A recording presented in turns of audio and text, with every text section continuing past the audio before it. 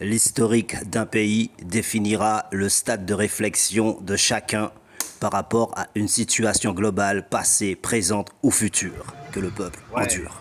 question directe, réponse directe. Alors pourquoi?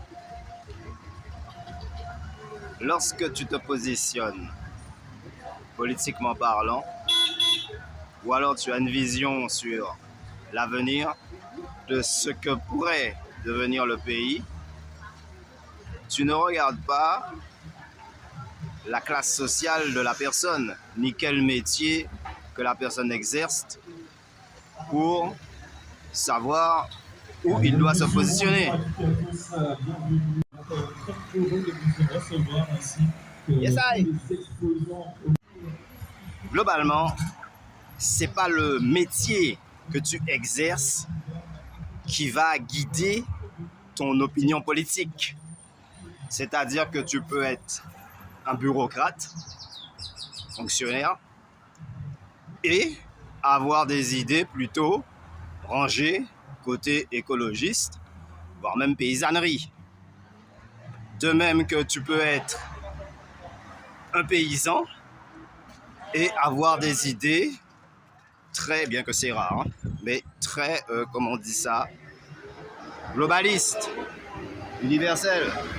Tu vois, allemand, tu peux être dans la paysannerie ou faire partie du monde ouvrier et être pour la mondialisation ou être pour un parti politique qui ne soutient pas forcément ce corps de métier ou ces corps de métier, tu vois.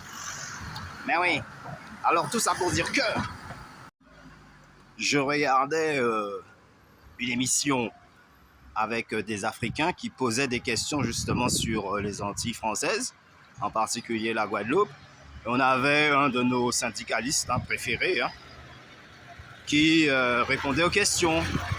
Et j'ai trouvé qu'il était assez patient puisque plus l'émission se déroulait et plus ils orientaient les questions vers sa personne à lui.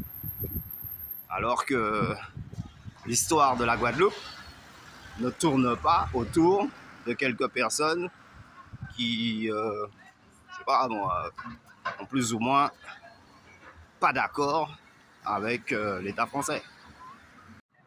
Il ne faut pas oublier que la cause syndicaliste ne tourne pas uniquement autour de l'État français, mais plutôt des conditions de travail même de l'ouvrier, en dehors des lois. Et ensuite, on recadre les excès en fonction du code du travail, donc de la loi. Mais quand tu poses la question de savoir, ah ouais, mais la Guadeloupe, on va dire la propagande française, c'est organisé pour faire croire que nous, on est des privilégiés. Qu'en Guadeloupe, il y a tout, il manque de rien, on est à l'aise et qu'on se plaint parce que on veut encore plus. En gros, ils se sont arrangés pour faire croire ça au reste du monde. Mais maintenant, viens habiter en Guadeloupe, viens habiter en Martinique, tu vas me donner des nouvelles. Hein. Yes, I. Tu deviens blême. Hein. Pas parce que le peuple est pas cool, mais non. Yes, I. Mais à différents niveaux, tu vas te rendre compte que c'est à se demander si certaines lois qui sont très utiles là-bas ne sont pas directement applicables, ne nous font pas forcément du bien à nous. C'est qu'une loi à l'échelle française, nationale, peut être super bien pour, je sais pas, région parisienne ou les grandes villes. Et puis en dehors de ça, tout ce qui est région campagne, la loi n'est pas adaptée. Hein. Et c'est ça qui met, à chaque fois, c'est ça qui met le désordre. Voilà, c'est que tu fais une loi générale, mais malheureusement, tu as des régions diverses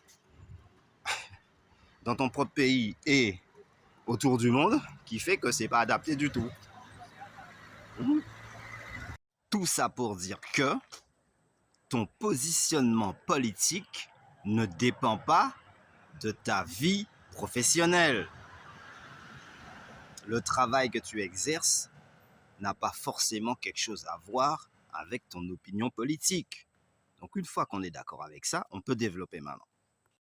Et en fait, lorsque tu poses la question à quelqu'un sur ses opinions politiques, tu ne peux en aucun cas lui dire « Ah, oui, mais toi, t'es conseiller municipal, donc comme t'es conseiller municipal, tu dois forcément être soit de droite, soit de gauche. » Et peut-être que tu as le droit aussi de n'avoir aucune opinion et d'être ni pour les uns ni pour les autres. Même si tu travailles dans la fonction publique, tu peux avoir un positionnement politique qui ne va pas forcément dans ce sens-là.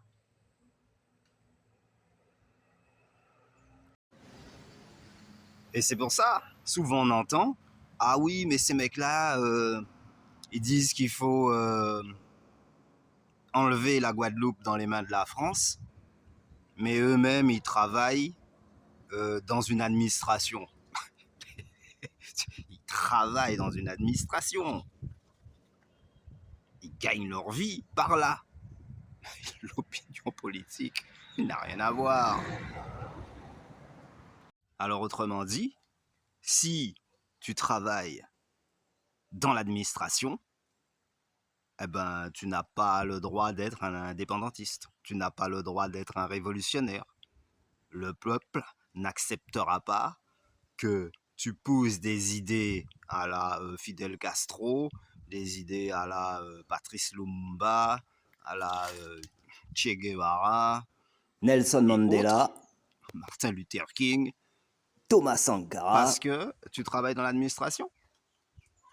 Donc en fait, si tu étais un galérien ou un simple jobber, là on t'aurait cru. Là on aurait dit ok. C'est un peu comme si tu disais que parce que tu es une fille, il faut que tu aimes le rose. Tu vois, c'est exactement pareil. Et il faut que tu aimes le maquillage, il faut que tu aimes le superflu. Tu vois, c'est un peu ça, quoi. Si tu es un garçon, il faut être marteau, il faut aimer le foot, coûte que coûte.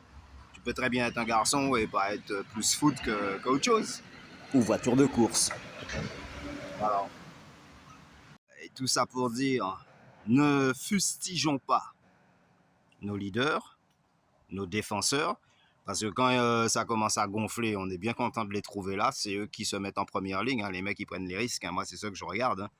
Je veux dire, il y en a beaucoup qui parlent, qui sont élus, on a voté pour eux et on les voit pas ni en temps de guerre ni en temps de paix. Hein. Je veux dire, ils défendent pas trop des causes et ceux-là, on les dérange pas. On leur dit pas, ouais, mais on a voté pour vous.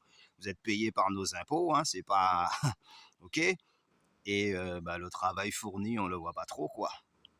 Donc le peuple est obligé de prendre la main et forcément, c'est la cause syndicaliste qui encadre. Sinon, ça part en pushing ball, hein, ça part en balle de flipper, quoi. Ok. Bon, voilà, c'est pour donner la force, justement, à tous les camarades, parce que peut-être qu'il y en a qui, effectivement, se sentent un petit peu de en ballottage. Non, pas du tout. Tu as le droit d'avoir... Tu peux même être à un poste important dans l'administration et être un parfait révolutionnaire à partir du moment que tu es un pacifiste et que tu n'as pas envie que le peuple se retrouve justement Entre le marteau et l'enclume, sous oppression permanente etc. que le peuple n'accepte pas. Voilà.